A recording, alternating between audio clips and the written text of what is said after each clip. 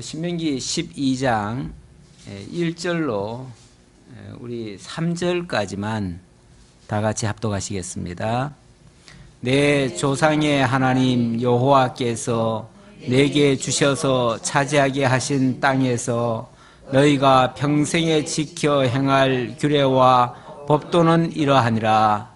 너희가 쫓아낼 민족들이 그들의 신들을 섬기는 곳은 높은 산이든지 작은 산이든지 푸른 나무 아래든지를 막론하고 그 모든 곳을 너희가 마땅히 파멸하며 그 제단을 헐며 주상을 깨뜨리며 아세라 상을 불사르고 또 그 조각한 신상들을 찍어서 그 이름을 그곳에서 멸하라.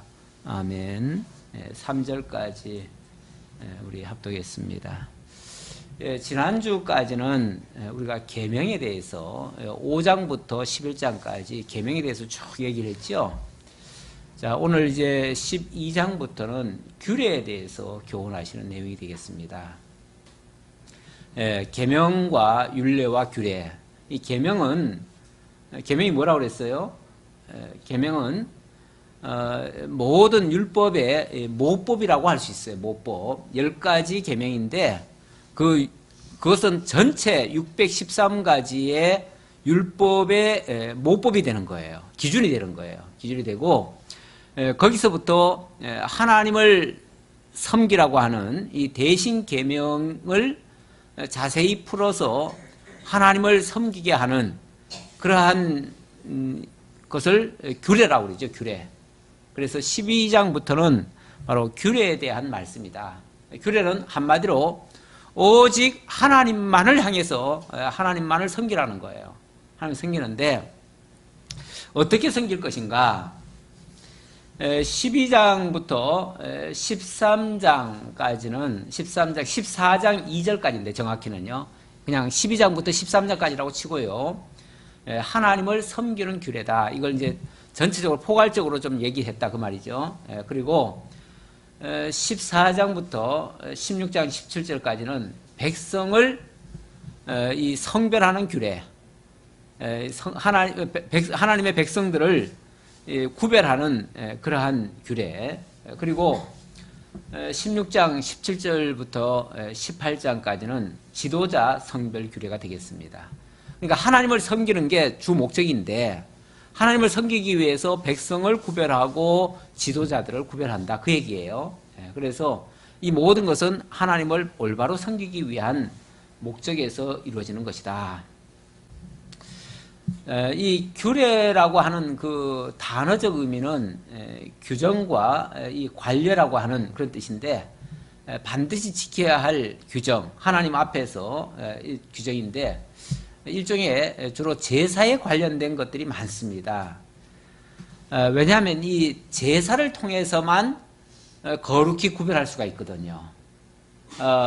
사실 우리가 지난번에 그 계명을 쭉 얘기를 했지만 계명이라고 하는 것은 백성들에게 주어지면 그 계명이 이 사실 정죄가 돼요. 그렇죠? 계명이라고 하는 게 주어지면 하라 하지 말라라는 말씀으로 주어졌는데 하라는 거 하지 못하거나 하지 말라는 거 하게 되면 그게 다 정죄가 될 거 아니에요? 정죄가 되어지면 인간이 거룩히 구별되는 게 아니라 부정한 상태로 빠지는 거죠. 악한 상태에 빠지는 거죠. 그렇죠? 죄인이 되잖아요. 죄를 짓게 되고 하나님으로부터 악하다라고 하는 이 평가를 받게 돼요. 그러면은 완전히 버려지죠. 하나님께로부터 책망을 받고 쫓겨나고 버려지는 상황이 되죠. 그런데 그것을 하나님과의 관계를 새롭게 이렇게 다시 이렇게 하나님과의 관계가 멀어지는데 그 멀어지는 것을 다시 가깝게 할 수 있는, 그래서 그 과정에 있는 죄악된 요소들을 제거하고 하나님과의 관계를 회복할 수 있는 방법이 뭐냐면 규례예요. 규례. 그러니까 이 규례라고 하는 것은 결국 제사를 통해서 죄 문제를 해결하고 하나님과의 관계를 회복하는 이런 내용이다. 그렇게 이해하시면 되겠고요. 자, 그렇게 할 수 있는 방법이 바로 제사를 통해서 이루어지는데 그러다 보니까 제사를 드릴 때 보면은 제사에는 세 가지 요소가 있어요. 뭐죠? 제사의 3요소라고 그러죠. 제사 3요소는 제단, 제물, 제사장 요 세 가지예요. 그래서 제단이 구별돼야 돼요. 제단을 아무 데서나 막 제사 드리는 거 아니에요. 제사는 반드시 제단에서만 드려져야 돼요. 그리고 또 제물도 아무거나 드리면 안 돼. 우리는 전통적으로 왜 시골에서 뭘 해왔죠? 제사를 드려왔죠. 제사를. 이 제사 의식을 치러 왔는데 가만히 보면은 제사 드리시는 분들 이렇게 보니까 다 다르더라고요. 그 고장들마다도 다 달라요. 어떤 지역에 가면은 문어가 꼭 올라가야 된대요. 근데 또 어떤 지역에 가면 또 문어는 안 올라가고 또 다른 게 또 올라가야 된대요. 예. 뭐 이렇게 다 달라요. 이게 다르면 되겠어요? 안 되겠어요? 원칙은. 예. 원칙은 다르면 안 되지요. 만약에 한 하나님이라면 그 하나님을 섬기는 방식도 같아야 되는 거예요. 장소도 같아야 되고요. 내용, 제물도 다르면 안 돼요. 자기 마음대로, 인간 마음대로 하면 안 돼요. 그런데 이방인들의 제사를 보면요. 풍습이 다 달라요. 지역마다 다르고 사람마다 다르고 나라마다도 다르고요. 그리고 그 나라에서 그냥 나오는 거 아무거나 그냥 하는 거예요. 아무거나. 가만히 보니까 무슨 뚜렷한 기준이 없어요. 지난번에 한번 그 신문에 칼럼이 한번 나왔는데 그 칼럼에 보니까 우리나라 제사 방식이 너무 복잡하대요. 원래 그 제사 취지는 그런 게 아니래요. 그렇게 복잡하게 하는 게 아니고 그냥 평소에 예를 들어서 조상을 섬기라고 그러잖아요. 그런데 그 조상이 평소에 뭘 좋아하셨는지, 조상이 좋아했던 거, 또 그 계절에 나오는 음식, 그래가지고 그냥 정성을 들이면서 조상을 생각하는 거니까 그 조상이 무엇을 좋아했는지, 무엇을 싫어했는지 그런 것들을 한번 기려보는 일이죠. 기려보는 일. 그런다면 뭐 음식을 먹는데 설령 뭐 구애받을 필요가 없어요. 그렇죠? 그런 필요 없어요. 그런데 진짜 신이라면 그게 달라지면 안 되는 거죠. 그래서 내용 속에 들어가 보면 하나님을 섬기되 반드시 하나님께서 택하신 곳에서만 섬기래요. 하나님이 택하신 곳 이외에서는 하나님 섬길 수 없다는 거죠. 하나님을 섬기는데 꼭 장소가 필요하다는 거죠. 그게 이제 제단 문제입니다. 제단 문제. 그리고 하나님 외에 다른 신을 섬기는 자는 죽이래요. 그러다 보니까 다른 우상도 다 파괴하라 그러고 그 우상에게 절하는 자나 이런 자들은 죽이라고 하고 뭐 다른 방식으로 하는 것들은 다 제거하래요. 어찌 보면 그걸 문자 그대로 받아들이면요 굉장히 과격해지죠. 그렇죠? 그런 것이 오늘날 우리 현실 속에서 우리가 살아가고 있는 이 땅에서 만약에 이 말씀을 하나님의 말씀인데 하나님의 말씀을 우리가 거부할 수도 없고 그대로 적용해버리면 난리가 나죠. 지금 이 땅에서 만약에 그런 식으로 하면 되겠어요? 안 되겠어요? 하나님 안 생긴다고 다 죽이면 되겠어요? 안 되겠어요? 큰일 나죠. 그럼 어떤 관계에서 그것을 우리가 이해를 하고 해석을 해야 되는가? 그런 문제가 남아 있습니다. 자, 어쨌든 하나님을 섬기는 규례 가운데 12장의 내용은 오직 택하신 곳에서만 하나님을 섬겨라 이런 말씀이에요. 택하신 곳에서만 섬기라. 택하신 곳이라고 하는 것은 하나님이 구별한 장소지요. 하나님 구별한 장소라는 것은 하나님이 이스라엘 백성들을 특별히 구별한 민족으로 삼으시고 구별된 백성 삼기 위한 가장 기초적인 작업이에요. 이 구별이라는 말 자체가 원래 성별이라는 말 자체가 이 구별이라는 의미가 있거든요. 구별과 성별은 같은 의미예요. 그러면은 세상 사람들이 하던 방식대로가 아니에요. 세상 사람들이 전혀 생각지도 못한 방식일 수 있어요. 왜냐하면 오직 한 곳만 정해가지고 하라니까. 그거는 세상 사람들이 모르는 일이잖아요. 그렇죠? 예. 저를 다 집중해 주셔야 돼요. 예. 예. 그래서 한 장소만을 정해가지고 그곳에서만 하나님을 섬기라고 하는데, 그곳이 나중에 가보면 어디가 나오느냐 하면 한 곳, 하나님을 섬길 수 있는 한 장소, 그 장소가 어디죠? 물론 뭐 아직 본문에 안 나왔으니까 제가 어디라고 미리 얘기하는 건 좀 그렇지만은 하나님께서는 오직 한 곳에서만 섬기는데 결과적으로는 하나님께서 오직 한 곳에서만 제사를 드리라 라고 한 곳은 그 한 곳에서 드리는 제사가 온전하다 그 얘기죠. 그렇죠?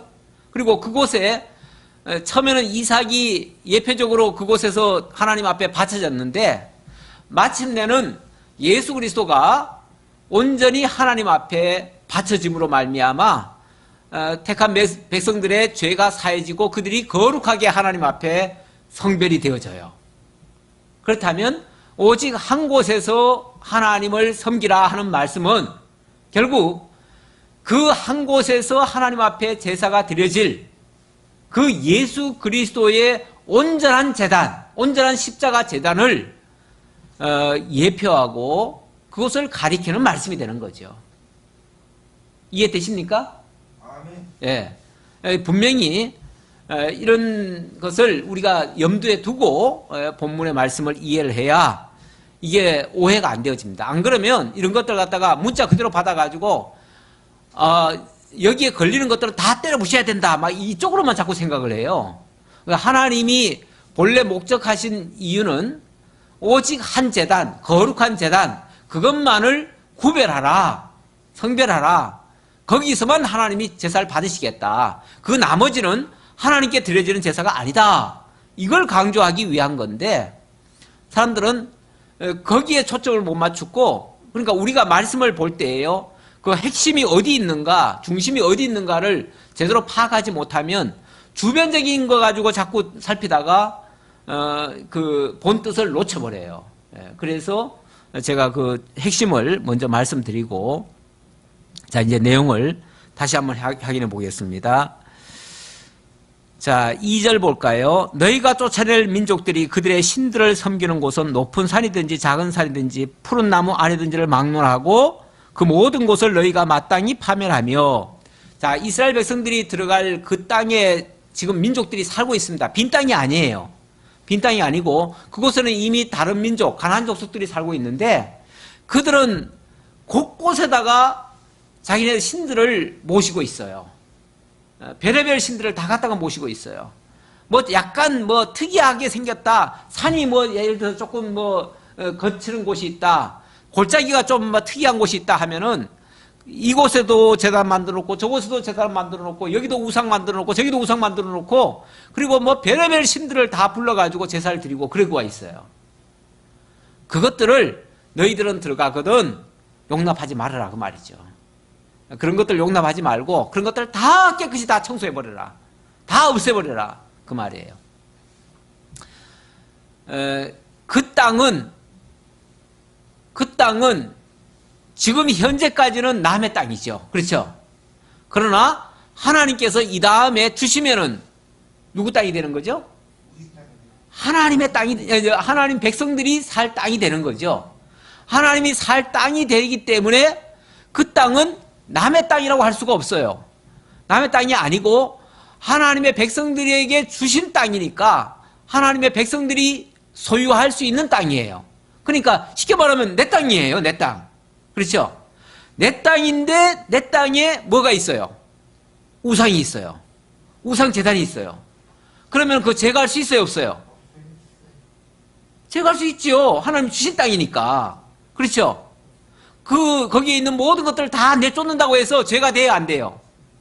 그거 다 파괴한다고 해서 죄가 돼요, 안 돼요? 남의 것을 훼손한다고 말할 수 있겠어요? 아니죠. 이미 하나님께서 주신 땅이에요. 주신 땅이기 때문에 그 땅에는 하나님 외에 다른 신을 있게 하면 오히려 그게 하나님 앞에 범죄하는 거예요. 그런데 오늘 우리는 어떻습니까? 우리가 지금 하나님이 우리에게 주신 우리 땅에 지금 살고 있는 겁니까? 하나님이 이 세상 가운데 우리를 두신 겁니까? 세상 가운데. 그렇죠. 우리는 지금 세상 가운데 두셨어요. 물론 그 중에서 하나님이 뽑아내서 세상 가운데 살고 있지만 우리를 뽑아내가지고 우리가 하나님의 백성이다. 하나님의 나라에 살 시민권을 받았다. 이런 이제 자격은 주었어요. 하나님의 아들, 자녀라고 하는 자격은 주었어요. 하지만 우리가 지금 우리 땅에 지금 이미 이주했습니까? 안 했죠? 우리는 지금 하나님의 나라 백성이에요. 이 다음 하나님께서 우리를 영원한 하나님의 나라로 이주시킬 거예요. 이주시킬 거고, 지금 우리는 지금 이주하기 전에 지금 이 세상 가운데 있는 거예요. 세상 나라 가운데 있어요. 그러니까 엄밀하게 말하면 이 나라가 지금 우리나라가 아니에요. 물론 하나님의 통치가 있는 땅이에요. 이 세상 어디든지 하나님의 통치가 없는 곳은 없어요. 하지만 이 땅을 우리에게 기업으로 주신 땅은 아니다 그 말이에요. 무슨 말인지 아시겠죠? 그러면 우리는 이 땅에 사는 동안이 내 땅에서 사는 게 아니라 이 땅에 우리가 지금 나그네로 사는 거예요. 나그네. 우리 그런 말 많이 들었죠? 인생은 나그네 길이라는 말. 이게 무슨 노래 가사가 아니라 우리가 진짜 우리의 영원한 나라는 하늘나라이기 때문에 우리는 이 땅을 원래 이 땅에 우리가 원적지가 있던 사람들이 아니에요. 어느 날 이 땅에 태어났을 뿐이에요. 그리고 어느 날 우리는 이 땅을 떠나갈 거예요. 그러면 이 땅은 잠시 우리가 왔다가 잠시 머물다가 그리고 떠나갈 땅이에요. 그렇죠? 그러니까 이 땅에 사는 동안은 물론 우리가 하나님께서 허락을 하셔서 사는 거지만 엄밀하게 말하면 내 땅이 아니에요. 네. 하나님이 이 세상 사람들에게 물론 같이 살게 했어요. 같이 살게 했지만 우리가 여기에 영구히 있을 우리 도성이 아니다 그 말이죠. 그러니까 우리는 나그네예요. 그래서 이 땅에 사는 동안에 마치 우리 땅인 채 하고 우리 마음대로 저 대적들을 다 죽여버리고 이럴 수가 없다 그 말이에요. 네. 무슨 말씀인지 아시겠죠? 네. 그래서 우리가 이 땅에 살면서 지금 이 문자 그대로 마치 이스라엘 백성들이 가나안 땅에 들어가서 거기 걸 다 진멸해라 하는 말을 갖다가 오늘 우리한테 그대로 적용해버리면 안 된다 그 말이죠. 그대로 적용했다가는 우리가 그냥 우리는 이 땅에서 만약에 어느 사람을 만약 무당이라고 합시다. 여기는 무당은 죽이라고 그랬어요. 그리고 다른 신을 섬기는 자는 죽이라고 그랬어요. 근데 만약에 저 친구는 예수 안 믿고 다른 신을 섬기니까 그러니까 죽여버리자. 그리고 죽여버리면 어떻게 되죠? 내가 살인자 되는 거예요. 이 세상 법에 걸려요. 그리고 이 땅에서 내가 추방당할 수도 있어요. 왜? 이 땅에 내가 주인이 아닌데 주인 행세를 해가지고 이 땅에 살고 있는 자를 갖다가 죽여버렸으니까 내가 그 사람 대신 내가 죽을 수도 있어요. 내가 사형당할 수도 있어요. 그렇죠? 그러니까 이 땅에서 내가 주인 행세하면 안 된다 그 말이죠. 그러니까 이 말씀을 문자 그대로 오늘 우리에게 그대로 적용해버리면 큰일 난다. 절대 그러면 안 된다 그 말이에요. 자, 그래서 이 말씀은 우리가 그대로 받아들이되 이걸 오늘 문자 그대로 적용하면 안 된다라는 것을 강조해드리고, 자, 일단은 내용은 어떻습니까? 그 모든 것을 너희가 마땅히 파멸하며 그 제단을 헐며 주상을 깨트리며 아세라 상을 불사르고 그 조각한 신상들을 찍어서 그 이름을 그곳에서 멸하라. 완전히 그 모든 우상들을 다 제거하래요. 다 제거하라는데 여기 보니까 그 주상은 깨트리고 아세라상은 불사르고 그러죠. 이 주상이라는 말은 원래 그 남신이라는 뜻이에요. 남신. 그리고 아세라는 여신이에요. 이 바알은 원래 남신이거든요. 바알과 아세라 그렇게 얘기하죠. 흔히. 그런데 이게 이제 짝이에요. 짝. 남신과 여신. 우리 저 시골에도 어떤 데 가보면은 나무로 예, 그렇죠. 천하 대장군, 지하 여장군 이런 거 만들어 놓죠. 하나는 남신, 하나는 여신이에요. 근데 여기 지금 여기 주상이라고 하는 거는 돌이나 이런 걸로 만든 거예요. 금속이나 이런 걸로 만든 거를 이런 남신이에요. 그리고 여신은 나무로 또 깎아서 만들어요. 그러니까 이 남신은 뭘로 해야 되냐면 두들겨 깨버려야 돼. 그래서 깨트리고 그 말이에요. 주상은 깨트리고. 그리고 여신, 아세라상은 이거는 불사르고, 이건 나무니까 이건 불태울 수가 있잖아요. 그래서 이건 찍어가지고 불살라버려야 돼요. 그리고 그 조각한 신상들을 찍어서 그 이름을 그곳에서 멸하라. 네. 그 모든 것들을 다 없애버리라. 이제 깨버리고 찍어서 불살라버리라. 이거는 완전히 아예 흔적도 없게 만들어버리라. 그 말이죠. 근데 사람은요, 새로운 문화를 이렇게 보게 되면, 발견하게 되면 신기하게 여겨요. 그렇죠? 호기심을 갖죠. 우리도 어느 나라에 가보면은 여기 익숙하게 살던 데서는 별로 그 신기한 게 없어요. 그런데 좀 새로운 곳에 가보면은 뭔가 새로운 뭐 만나면 다 신기하잖아요. 신기하니까 그것을 자꾸만 이렇게 보존을 하려고 그래요. 그리고 거기서 뭔가를 자꾸 배우려고 해요. 그러다 보니까 그걸 마치 귀한 것인 양 여기고, 그래서 그걸 거기서 무슨 지혜를 얻을 것처럼 생각하고, 그래서 그걸 보존하고, 그걸 무슨 문화 계승이라고 하는 그런 이름으로 뭐 보존하고 이렇게 하려고 해요. 물론 우리가 옛것을 함부로 다 무시하면 안 돼요. 옛것이라고 하는 것은 하나의 역사적 교훈을 우리가 줄 수가 있어요. 그래서 그 옛것에 뭐 잘못된 것이 있다면 그거를 하나의 경계의 거울로 삼으면 돼요. 그런데 이걸 갖다가 경계의 거울로 삼는 게 아니라 마치 그거는 우월한 것처럼 또는 뭐 굉장히 지혜로운 것처럼 아주 탁월한 것처럼 그렇게 생각하고 그걸 드높여 놓고 거기서 뭔가를 배우려고 하면 이건 좀 착각이죠. 착각. 지금도 우리나라에서도 보면은 이 문화재 같은 거 뭐 보존하고 뭘 하잖아요. 하는데 이 문화재를 그걸 하나의 경계로 삼으면 괜찮아요. 경계로 삼는 거. 그래서 그 증표를 놔두고 우리가 뭐 세상을 어떻게 마음대로 할 수는 없으니까 내버려 두고 거기서 어떤 교훈을 삼든지 그걸 통해서 정말 미개하게 우상을 섬기고 했던 거를 경계 거울로 우리가 삼는 거는 괜찮아요. 그런데 거기서 뭔가를 뭐 얻겠다 그러면서 그걸 막 드높여 가지고 하는 거는 굉장히 위험합니다.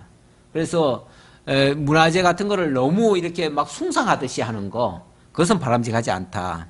그렇다고 우리가 주인도 아닌데 그걸 막 다 깨트리려고 하는 것도 올바른 생각은 아니다. 거기까지 말씀드리고요. 어쨌든 자, 이스라엘 백성들은 민족적으로 이 하나님을 섬기는, 민족적으로 전체가 다 하나님을 섬기는 백성들이에요. 그리고 그 땅은 하나님이 주신 땅이에요. 그러니까 그 땅에 사는 동안은 완전히 하나님의 왕국으로, 하나님의 나라로 만들 수가 있어요.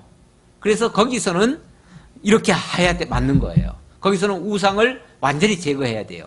왜냐하면 오직 하나님만 섬기라고 세워준 백성이니까. 그렇죠? 거기에 만약에 우상을 놔두고 그 우상을 뭐 존경하듯이 이렇게 해버리면은 그러면 하나님 외에 다른 신을 섬기는 꼴이 돼버리잖아요. 큰일 나죠. 그래서 그렇게 하지 못하도록 하라는 말씀입니다. 4절부터 보겠어요. 좀 교독해 볼까요? 너희의 하나님 여호와께는 너희가 그처럼 행하지 말고 오직 너희의 하나님 여호와께서 자기의 이름을 두시려고 너희 모든 지파 중에서 택하신 곳인 그 계실 곳으로 찾아 나아가서 너희의 번제와 너희의 제물과 너희의 11조와 너희의 손의 거제와 너희의 서원제와 낙헌 예물과 너희 소와 양의 처음 난 것들을 너희는 그리로 가져다가 드리고 거기 곧 너희의 하나님 여호와께서 먹고 너희의 하나님 여호와께서 너희의 손으로 수고한 일에 복 주심으로 말미암아 너희와 너희의 가족이 즐거워할지니라. 오직 너희의 하나님 여호와께서 자기의 이름을 두시려고 너희 모든 지파 중에서 택하신 곳인 그 계실 곳으로 찾아 나아가서, 이렇게 얘기하죠. 이게 아까 제가 서두에 말씀드렸던 오직 한 곳에서만 제사를 드려야 된다. 그 얘기예요. 하나님이 정해놓은 곳이 있어요. 그 정해놓은 곳으로 모든 사람들이 제사를 드리러 가는 거예요. 그 찾아간다 그러면 제사, 지금 이 규례라고 하는 것은 다른 말로 하면 결국 제사예요. 제사인데 이 제사에는 제사에 3요소가 있죠. 3요소가 첫 번째가 제단입니다. 제단, 바로 장소죠. 그래서 여기는 이제 본문에서는 한 곳이라고 했어요. 한 곳. 정한 곳. 이렇게 표현했어요. 정한 곳.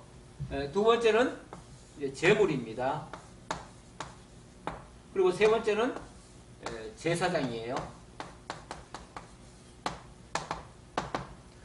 자, 5절의 말씀이 그 얘기였지요. 오직 너희의 하나님 여호와께서 자기의 이름을 두시려고 이 한 곳, 이 정한 곳은 어떤 곳이냐면 하나님의 이름을 두신 거예요. 이름. 이게 이제 나중에 가면 여기가 이제 성전이 되잖아요. 그렇죠? 성전이 되는데 성전 하면은 거기에 하나님의 이름이 있는 곳이에요. 그래서 멀리서도 꼭 그 장소에 안 가더라도 그쪽을 바라보면서 하나님 앞에 기도하는 거죠. 이제 멀리 있을 때는 기도를 하죠. 가까이 가면 이제 제사를 드리지만 멀리 있을 때는 기도를 하는데, 그래서 이스라엘 백성들은 언제 어디서나 그쪽을 향해서, 그 장소를 향해서 기도를 합니다. 그래서 항상 이 정한 곳, 여기서만 하나님이 이 제사를 받으시겠다는 거예요.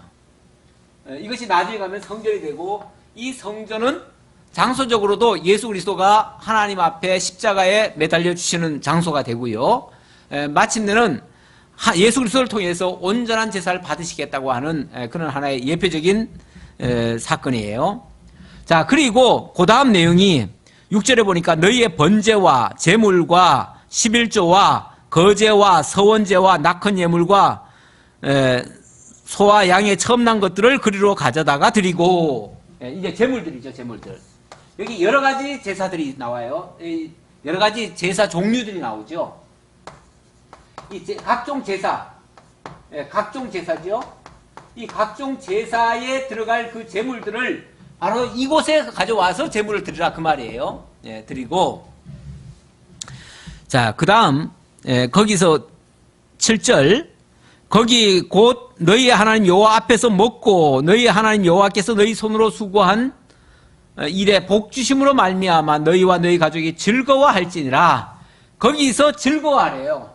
즐거워하래요. 이 제사라고 하는 거는 정말 하나님 앞에 드리고 하나님으로부터 죄사함의 어떤 증표를 받는 거예요. 그렇죠? 원래 제사를 드릴 때 어떻게 드리죠? 죄인들이 제물에다가 이 안수를 하죠. 안수를 하면 내 죄가 그쪽으로 넘어갑니다. 넘어가고 그 제물이 하나님께 바쳐지면, 태워지죠. 태워서 바쳐지면 그 죄가 없어져 버려요. 사라져 버려요. 그래서 내가 하나님 앞에 어떤 죄가 있든지 간에 하나님 앞에 제사가 드려짐으로 말미암아 죄 문제가 해결이 돼 버려요. 그래서 나는 죄사함 받았다, 용서함 받았다 해서 즐겁게 지낼 수가 있어요. 그 전까지는 즐겁지 않지요. 그런데 제사함을 받으니까 즐거운 거예요. 오늘날 예배는 물론 그 가운데 똑같지는 않지만은 지금은 우리는 산제사, 영적 예배 이런 개념을 얘기를 합니다. 이 산제사, 영적 예배도 우리가 하나님 앞에 날마다 드려야 되는 이유는 그래서 그리스도 안에서 자유함을 얻고 평안함을 얻고 기쁨을 얻는 거예요. 그래서 우리가 늘 예배의 삶을 통해서 하나님과의 관계가 회복되어지고 모든 문제가 해결되어지는 그런 은혜를 잊게 되는 거예요. 그리고 그 안에서 참된 기쁨, 즐거움이 있는 거예요. 이 제사의 열매가 즐거움이에요. 그래서 즐거움이 있게 하라 그러죠. 예. 그래서 너희들도 너희 가족이 즐거워할지니라 그랬죠. 예. 자, 8절부터 또 한번 교독을 해보겠습니다. 너희가 오늘 여기에서는 각기 소견대로 하였거니와 너희가 거기에서는 그렇게 하지 말지니라. 시작. 너희가 너희 하나님 여호와께서 주시는 안식과 기업에 아직은 이르지 못하였거니와 너희가 요단을 건너 너희 하나님 여호와께서 너희에게 기업으로 주시는 땅에 거주하게 될 때, 또는 여호와께서 너희에게 너희 주위의 모든 대적을 이기게 하시고 너희에게 안식을 주사 너희를 평안히 거주하게 하실 때에, 너희는 너희의 하나님 여호와께서 자기 이름을 두시려고 택하신 그곳으로 내가 명령한 것을 모두 가지고 갈지니 곧 너희의 번제와 너희의 희생과 너희의 11조와 너희의 새 거제와 너희가 여호와께 소원하는 모든 아름다운 소원을 가져가고 다 같이 너희와 너희의 자녀와 노비와 함께 너희의 하나님 여호와 앞에서 즐거워할 것이요 내 성중에 있는 레위인과도 그리할지니 레위인은 너희 중에 분깃이나 기업이 없음이라. 예, 여기 뭐 비슷한 내용이 계속 반복되기는 하지만은 어쨌든 자, 초점은 너희가 여기서는 그렇게 하지 못했지만 거기 가서는 이렇게 얘기를 합니다. 그렇죠? 8절 다시 보면 우리가 오늘 여기에서는 각기 소견대로 하였거니와 너희가 거기에서는 그렇게 하지 말지니라. 여기와 거기. 지금 여기는 어디죠?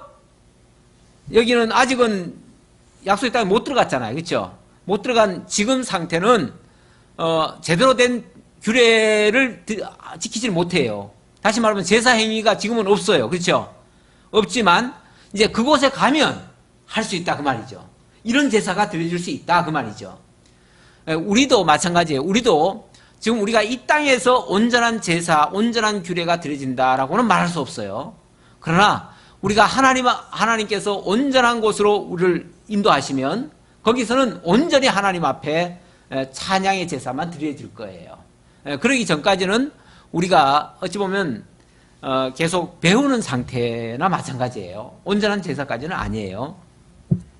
자, 그리고 그 다음 이야기가 뭐냐면 하나님께서 그 땅을 들어가게 하시고 그 땅을 정복하게 하시고 그 땅을 너희에게 온전히 다 기업으로 주셨을 때에 이렇게 할 수 있다 그 얘기죠. 예, 그 말을 하셨어요. 그래서 그 10절 중간에 보면 여호와께서 너희에게 너희 주위의 모든 대적을 이기게 하시고 너희에게 안식을 주사 너희를 평안히 거주하게 하실 때에 그랬죠. 하실 때에. 그래야 할 수 있는 거예요. 이건 뭐 하나님이 이런 규례를 주셨다고 해가지고 규례 받았으니까 우리가 지금부터 해야지. 그렇지 못해요.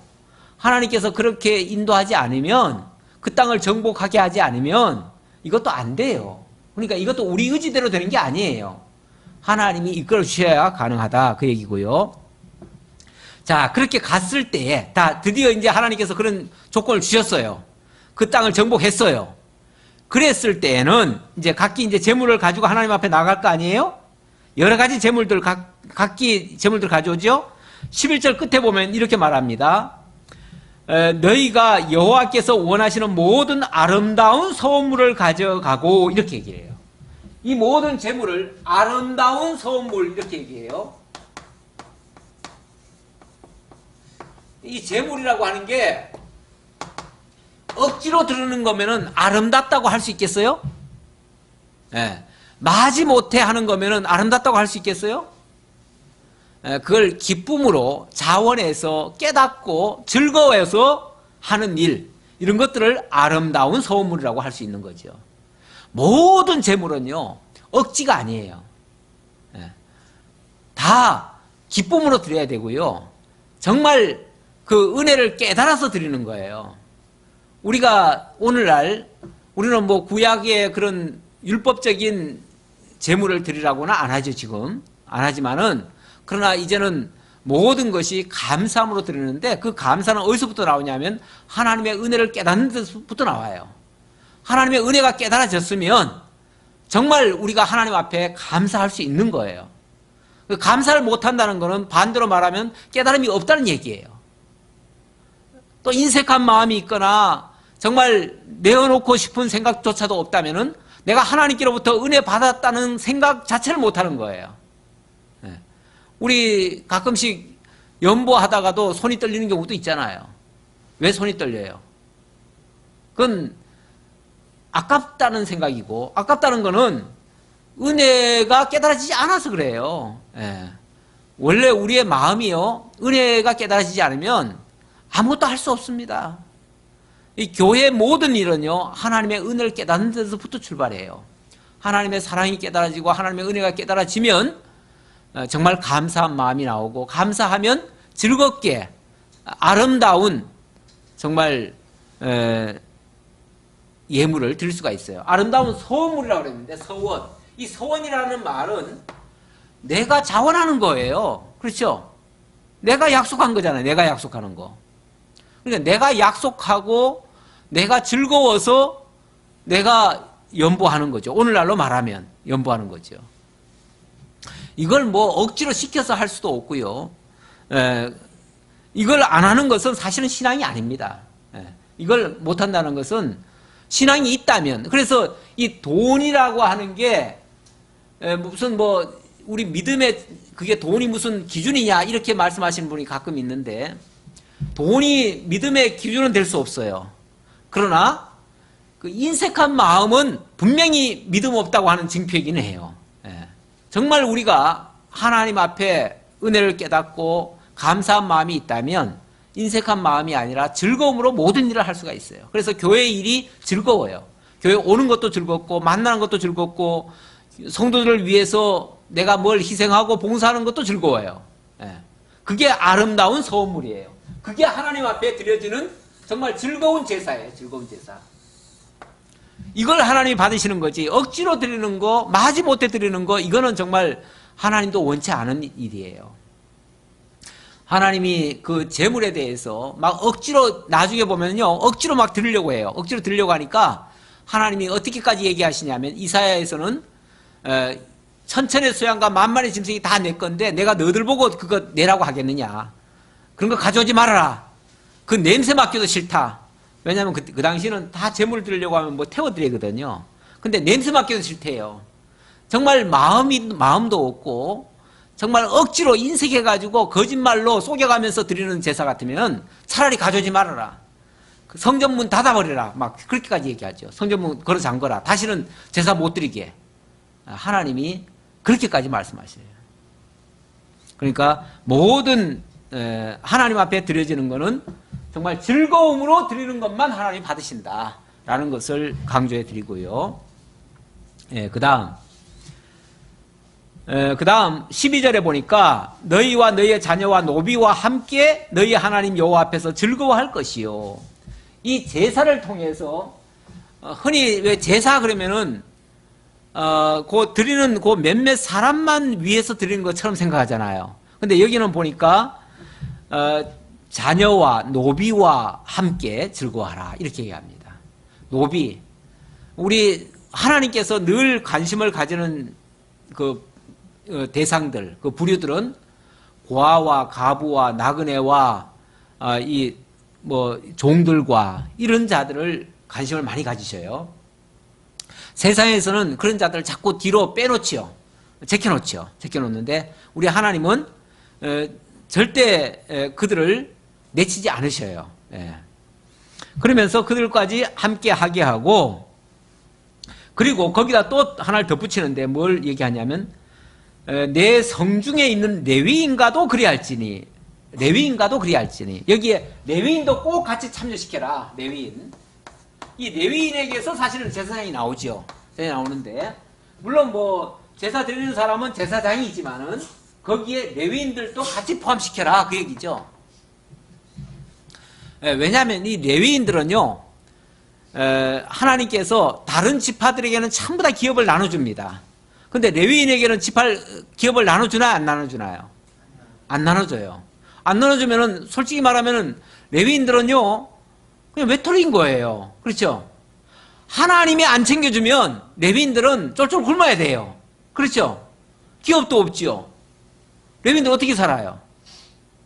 그래서 하나님이 레위인들에 대해서는 내가 기업이 되어주겠다 그래요. 내가. 하나님이 기업이 되어주겠대요. 그 말은 내가 책임지고 너들 먹여 살릴게 그 말이잖아요. 그렇죠? 그 말 자체는. 그러니까 하나님께서 어떻게 레위인들을 챙기시는가? 이런 일에 빠지지 말라는 거죠. 레위인들을 참여시키고 레위인들도 함께 즐거워하는 일에 함께 하나님께 드려지는 제사에 반드시 참여시켜라. 그래서 그들에게 어떤 분깃도 주고 어쩌면 남는 것들은 전부 다 거기서 제사 드려지고 남는 것들은 전부 다 레위인들에게 나눠줘요. 그래서 레위인들을 하나님이 직접 챙기시는 그런 모습이에요. 그러면서 레위인은 곧 하나님의 기업이라는 것을 강조합니다. 예. 그래서 레위인은 너희 중에 분깃이나 기업이 없음이니라. 다른 기업이 없으니까 내가 챙기겠다 그 말이죠. 예, 그런 뜻이고. 자, 13절부터 또 한번 교독해 보죠. 너는 삼가서 내게 보이는 아무 곳에서나 번제를 드리지 말고 오직 너희의 한 집가 중에 여호와께서 택하신 그 곳에서 번제를 드리고 또 내가 내게 명령하는 모든 것을 거기서 행할지니라. 예, 여기서도 아무 데서나 제사 드리는 것이 아니고 오직 하나님께서 택하신 그곳에서 택하실 그곳에서 이렇게 얘기하죠. 그게 이제 한 장소 아닙니까? 한 장소. 그 한 장소를 제가 아까 그렇게 얘기를 했어요. 이 한 장소가 어디냐면은 처음에 이삭이 바쳐졌던 곳이에요. 이삭이 바쳐졌던 곳이 모리아산이죠. 모리아산. 그리고 아브라함이 제물을 바쳤던 곳이에요. 아브라함이 제단을 쌓고 제물을 바쳤던 곳이에요. 아브라함이 제단 쌓았던 곳이고 또 그 다음에는 다윗이 벗개를 모셔오다가 그 타작마당에서 소가 날뛰므로써 우사가 갑자기 죽습니다. 우사가 그 사실 제사장인데 그 벗개를 모시던 사람인데 어쩌면 죄도 없는데 갑자기 죽어요. 그렇죠? 죽어요.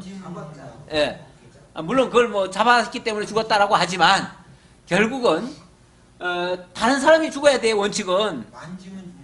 원칙은 그렇잖아요. 그런데 어쨌든 그 다윗이 드렸던 오르날의 타작마당이에요. 지금 뭐 장소 얘기하려는 거니까 다른 얘기하려는 게 아니고 오르날의 타작마당. 장차 예수 그리스도께서 갈보리 언덕에서 십자가에 못 박혀 죽습니다. 물론 뭐 그 범위는 약간 차이가 나지만 그 한 지역이에요. 한 지역. 예. 한 지역이고 갈보리 언덕이죠. 그래서 결국은 이것이 구약에서는 하나님이 정한 한 지역을 얘기하지만 이게 결국은 장차 그리스도를 통해서 온전히 제사 드려질 곳, 그리스도가 온전히 바쳐질 것을 가리키는 내용이다 그 말이죠. 그걸 예표적으로 보여주시는 사건이다 그 말이에요.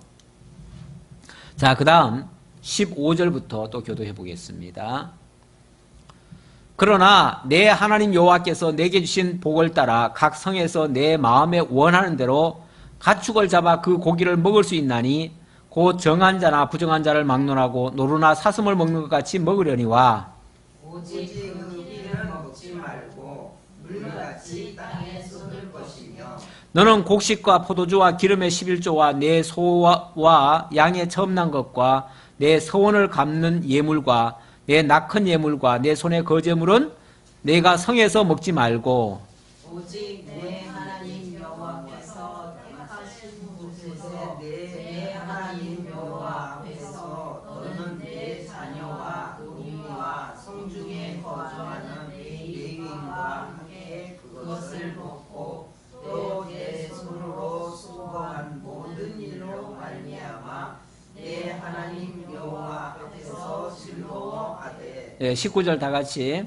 너는 삶과 내 땅에 거주하는 동안에 레위인을 저버리지 말지니라. 레위인을 저버리지 말라.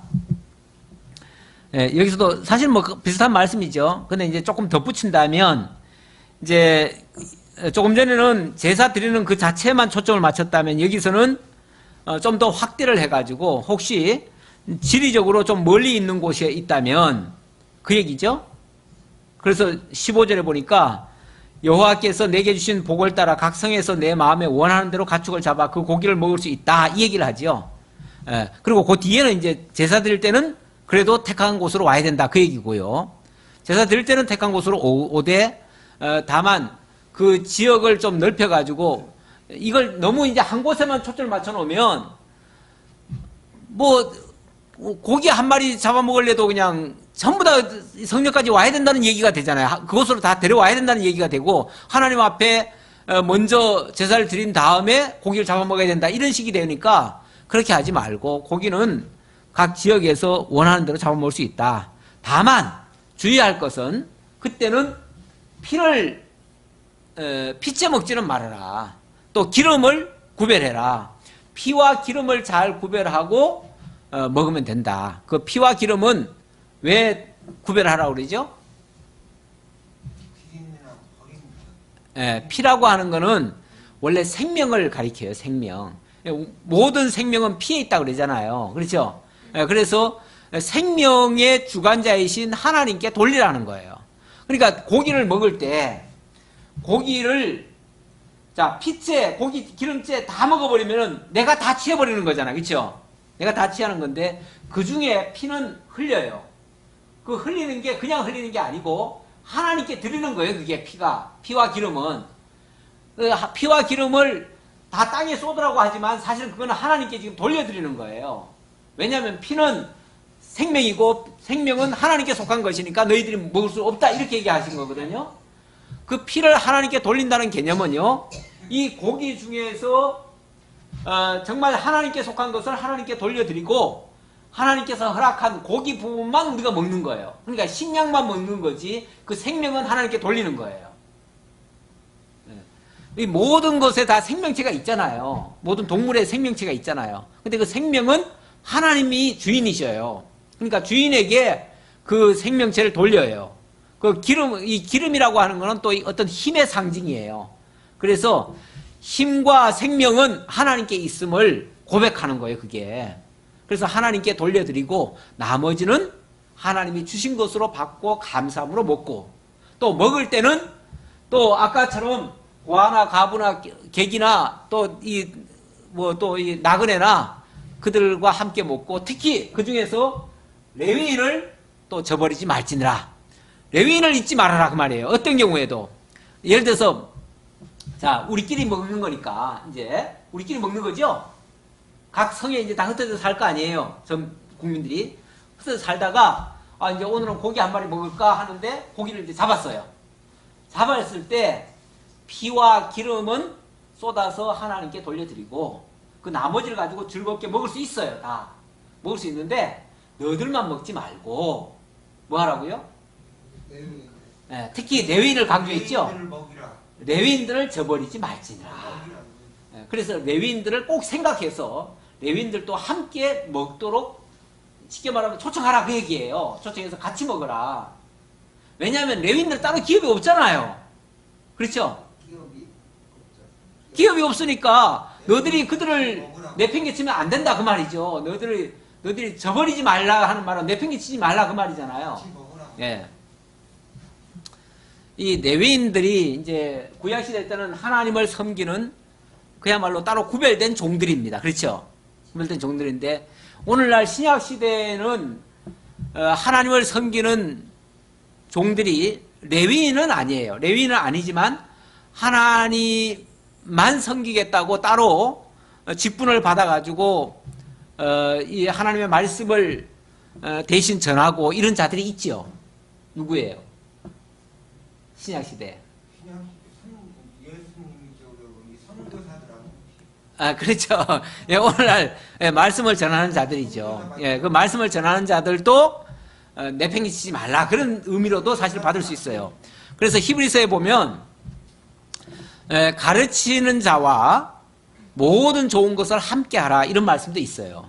물론 거기는 꼭 물질만을 대하라는 건 아니지만 모든 좋고 나쁨을 우리는 함께 하는 게 중요해요. 예.